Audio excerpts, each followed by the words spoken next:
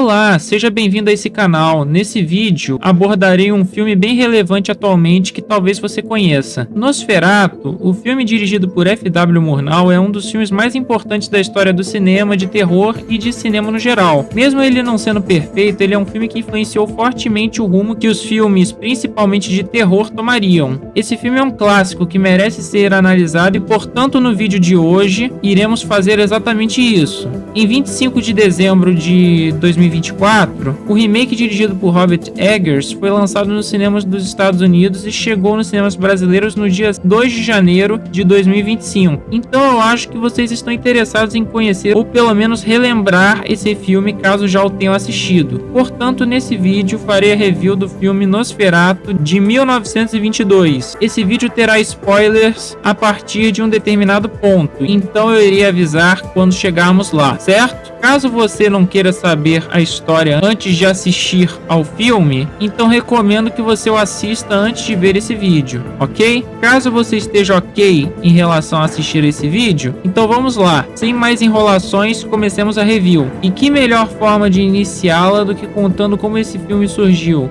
Ele é um filme alemão que originalmente seria uma adaptação do conhecido romance Drácula escrito por Bram Stoker. Só que os realizadores do filme não conseguiram os direitos de adaptação do livro. Apesar disso, eles não desistiram de produzir o seu filme, então eles fizeram algumas alterações, como a localidade, que deixou de ser a Transilvânia e passou a ser a Alemanha. A aparência do vilão principal mudou também, além, é claro, do nome, que deixou de ser Drácula e passou a se chamar Orlok. Só que essas mudanças não impediram que alguns anos depois os responsáveis pelo filme tomassem um processo de plágio, e a parte que iniciou o processo venceu e foi decidido pela justiça alemã que todas as cópias do filme fossem destruídas. Só que como tinha se passado um tempo entre o lançamento do filme e o processo, várias cópias do filme foram distribuídas pelo mundo, e com isso algumas sobreviveram, e por isso temos o filme hoje disponível para as pessoas assistirem. E bom, qual é a história desse longa-metragem? Bem, comecemos a parte do vídeo com spoilers. A história, como eu disse agora há pouco, é bem similar à história do Drácula, só que com algumas alterações. O protagonista dessa história é Hutter, um funcionário de uma corretora de imóveis. Ele recebeu a tarefa de vender uma mansão que fica ao lado de sua casa para o Conde Orlok, que é cliente da corretora. Por isso, Hutter vai até o castelo onde mora esse conde. Durante o caminho, ele é alertado sobre uma perigosa criatura existente no local para onde ele está indo. Ele ignora e segue o percurso até o castelo. Ele se encontra com o conde e chega ao castelo. Durante sua estadia, ele consegue vender a mansão, mas logo percebe que Orlok era mais do que ele imaginava. Ele era Nosferatu, um vampiro, a criatura a qual ele foi alertado. Com a compra finalizada, Nosferatu vai até a mansão e Hutter volta todo o caminho até sua cidade para encontrar a sua amada. Ao percorrerem a distância necessária, os dois chegam até a cidade, onde Hutter mora. Nosferatu chega até a mansão e assim que ele chega, mortes começam a ocorrer, sendo essas feitas por ele. Hutter, quando chega, vai até sua amada. Nosferatu então resolve atacar a esposa de Hutter, que foi um dos motivos pelos quais ele resolveu comprar a mansão. No caso, ele viu a foto dela e, como consequência, ele resolveu assinar o papel para realizar a compra. Bom, agora voltando para o que acontece, ele ataca a mulher de Hutter, só que ele não contava que ela estava alinhada com a profecia relacionada à sua morte, que faria e fez ele esquecer o canto do galo. E então amanhece e ele acaba morrendo devido ao contato com a luz do sol.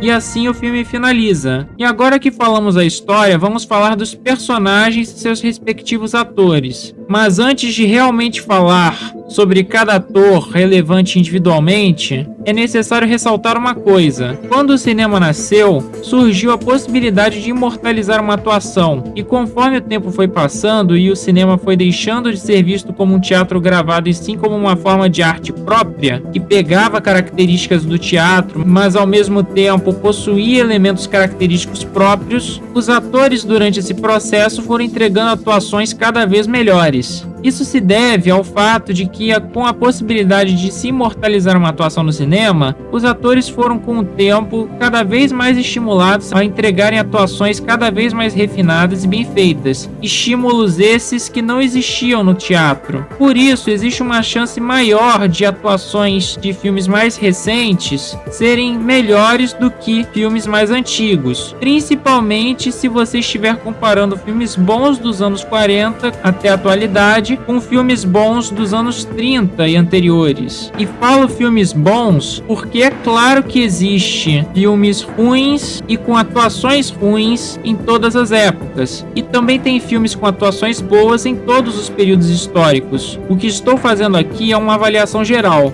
E aonde eu quero chegar com toda essa explicação? Eu quero chegar ao fato de que justamente uma das coisas que ficaram datadas nesse filme são as atuações, pelo menos em certas partes e em certos personagens. Isso acontece pois, devido à época, elas ainda eram muito teatrais. Bom, agora vamos falar de cada personagem e seus respectivos atores. Começando pelo Conde Orlok, vulgo Nosferatu. Ele simplesmente funciona, ele é a melhor coisa do filme. Todas as coisas boas do longa estão relacionadas a ele de alguma forma. O fato de o ator que o interpreta não entregar uma atuação que tenta ser realista contribui para o personagem, pois afinal ele não está interpretando um personagem que tenta parecer com um ser humano normal. Quando a atuação se propõe a representar alguém fora da normalidade ou alguém que não é humano, como o caso do Nock e do Nosferatu, dá para assisti-la e não perder a imersão durante o filme, ou no caso do Nock, pelo menos tentar.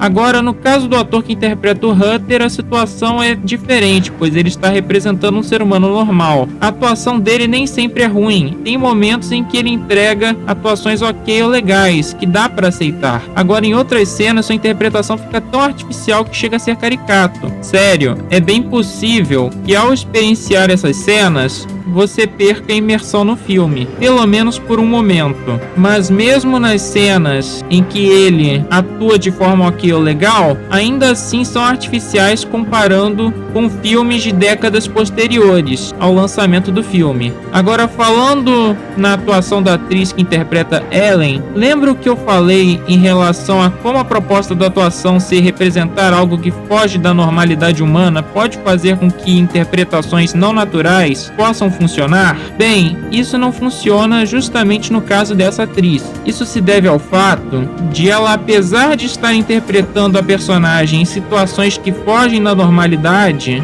nesses casos era importante representar de forma bem feita os dramas humanos presentes nessas cenas. E isso, infelizmente, ela como atriz não conseguiu entregar. Já nas cenas em que ela interpreta a personagem em situações dentro da normalidade humana, ela oscila durante o filme entre o ok, o bom e o artificial. São por esses motivos que, pelo menos no meu caso, não consegui ter uma boa imersão durante certos momentos dessas cenas. E sobre os figurantes, no geral a atuação deles, apesar de não ser a melhor coisa do mundo, é ok durante o filme como um todo. E não é porque o filme é mudo e por isso os sentimentos dos personagens para serem comunicados para a plateia dependem mais das expressões faciais do que em filmes falados, que tem obviamente o som das falas e por isso dá para perceber o tom e a forma como a fala se comporta, que significa que essas expressões faciais geradas pelas atuações do filme precisavam necessariamente serem exageradas, caricatas, forçadas, não naturais ou teatrais. Elas foram feitas assim devido ao fato de que na época os atores e a equipe por trás do filme como um todo ainda não haviam adquirido as noções atuais das atuações no cinema. Afinal, o cinema havia acabado de nascer há poucas décadas e estava deixando de ser visto como um teatro gravado. E a equipe que fez o filme já havia percebido, em parte, o potencial que o cinema poderia alcançar durante a produção do longa. Agora que falamos dos personagens e atuações, falemos falemos das questões técnicas. Bom, uma das coisas pelas quais esse filme é muito importante para o cinema de terror, principalmente, é devido ao fato de nele haver uma das primeiras tentativas de construção de tensão na sétima arte. A direção executa isso de forma imperfeita devido à atuação entregue pelo ator que interpreta o Hutter, mas ainda assim tem muita competência em relação à escolha dos ângulos de câmera e o uso da iluminação com o intuito de mostrar a aproximação do vampiro Nosferatu. Ainda falando dessa cena, há um excelente uso da montagem nela, que vocês estão vendo agora na tela, que permite que o espectador correlacione o que acontece em dois locais diferentes e interprete o que aconteceu sem a necessidade de diálogos, o que é excelente principalmente para um filme mudo. Outra cena que tem um bom uso da montagem é essa onde corta para um relógio para indicar o que o personagem está ouvindo e depois corta para o personagem, onde mostra que ele cortou o dedo e consequentemente chamou a atenção do vampiro. Essas partes do filme e parte da cena final em que o vampiro ataca a amada de Hutter, onde há duas excelentes escolhas de ângulos de câmera e uso da iluminação, mostram o potencial e o poder que o cinema tem de gerar experiências incríveis através das formas de linguagem que ele possui visualmente, considerando que estamos analisando um filme mudo. Tudo isso é mérito da equipe, em destaque a direção de F.W. Murnau. Outro efeito que eu gosto é utilizado para fazer o vampiro levantar, acho ele muito icônico. E agora que falamos de coisas boas do filme que envelheceram excepcionalmente e fantasticamente bem, como vinho, falemos de mais coisas que não envelheceram bem no filme. O efeito de aceleração da gravação para dar um ar sobrenatural é ok, não envelheceu tão mal. Agora, o efeito de negativo não envelheceu bem, considerando o propósito ao qual ele foi aplicado. Efeitos especiais já foram aplicados em filmes muito anteriores a esse, como nos curtas de Georges Méliès, mas eles eram usados e vistos como truques de mágica ou elementos fantásticos sem o intuito de criar a sensação de algo realmente assustador. Já nessa cena do efeito do filme negativo, apesar de não ter envelhecido bem, ela carrega um grande mérito, pois ela é um dos primeiros exemplos de uma cena que tenta criar uma atmosfera de terror através dos efeitos especiais. Ou seja, ela representa, junto com outras cenas do filme, o início do terror no cinema como o conhecemos hoje, que estava se estabelecendo já nessa época. Então, apesar de essa cena estar datada, ela não deixa de ser muito importante para a história do cinema e é um grande avanço, considerando as tecnologias existentes na época. E retomando brevemente o assunto da montagem do filme, tem essa cena onde ocorre um erro de continuidade. Mas como editar e montar filmes naquela época era muito mais difícil que hoje em dia, acho que esse erro não foi consequente de falta de empenho da equipe por trás do longa. Então eu acho que dá para relevar. E vale ressaltar, não estou negando o esforço real colocado pela equipe que fez o filme. Estou apenas dizendo o fato de essas cenas não terem envelhecido bem. Outra cena que não envelheceu bem foi essa da porta, onde ao invés de usarem um fio ou outro recurso melhor, eles optaram por fazer um efeito stop motion de poucos frames.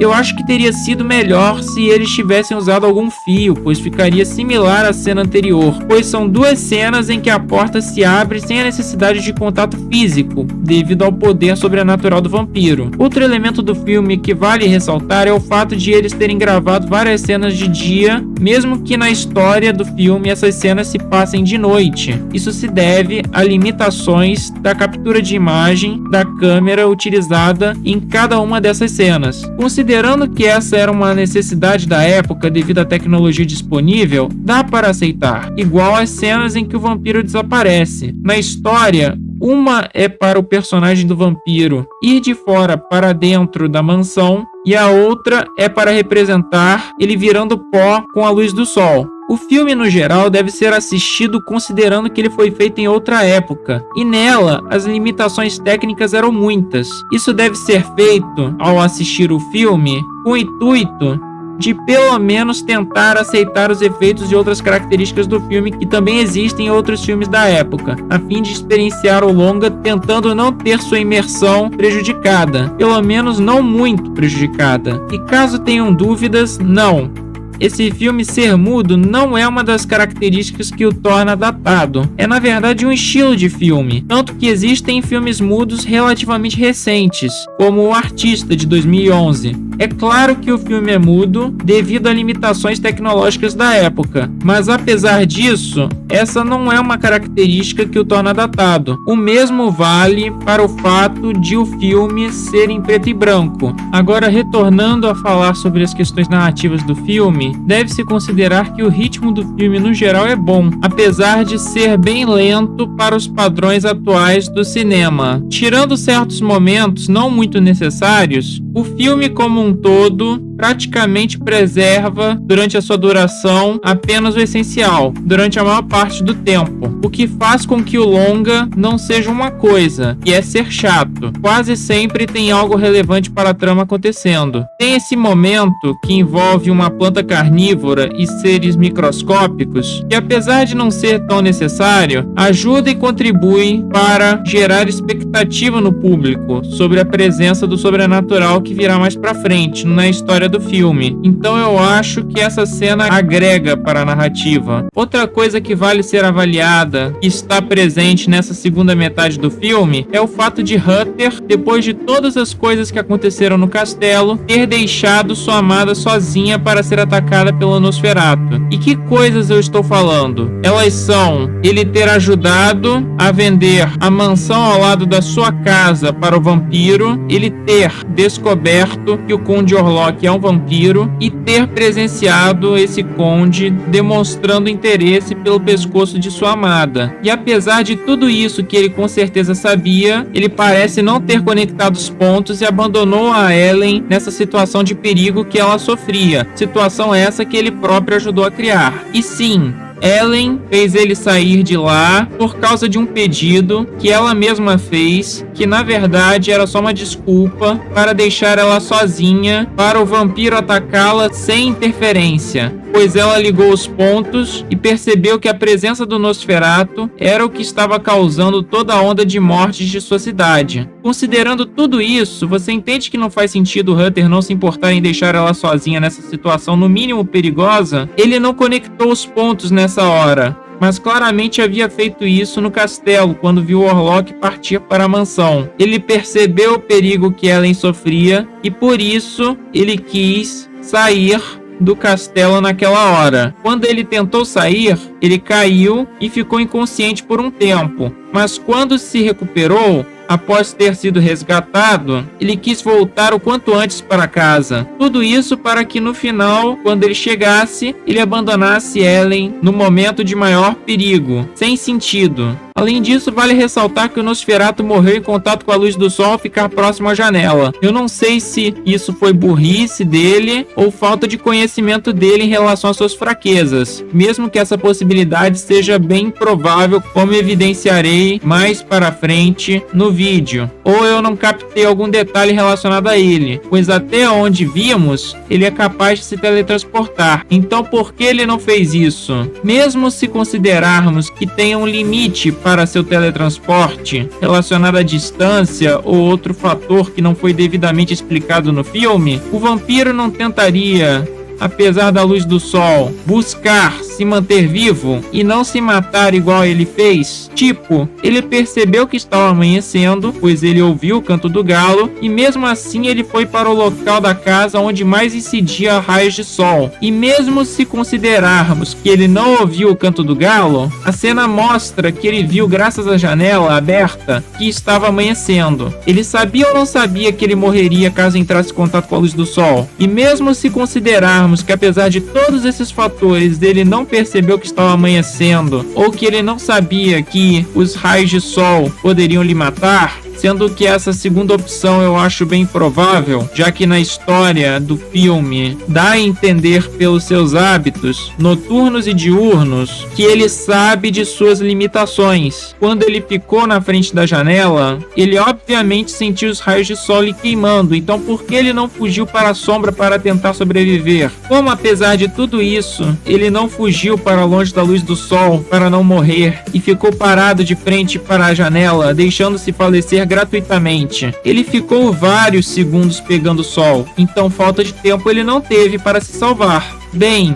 acho que essas são perguntas que não têm uma resposta definitiva, e acho que o que podemos fazer é tentar aceitar essas conveniências do roteiro e seguir para o encerramento do filme. E antes de finalizar o vídeo, fica a curiosidade: foi esse filme que estabeleceu o tropo de vampiros morrerem com a luz solar. Após eu falar tudo isso, você pode pensar que eu não gostei do filme, mas não, eu gostei dele no geral, principalmente das qualidades que ele tem. E além de ter gostado, reconheço o esforço e o valor que ele tem para a história do cinema de terror e cinema no geral. O expressionismo alemão, movimento ao qual esse filme faz parte, ajudou a definir a forma atual de se fazer filmes, e ainda é lembrado e respeitado até os dias de hoje. Esse filme é tão importante que, mesmo ele sendo uma adaptação de Drácula não autorizada, ele fez sucesso, ganhou remakes, como dirigido por Werner Herzog, e o recente, lançado faz alguns dias nos cinemas brasileiros, que foi dirigido por Robert Eggers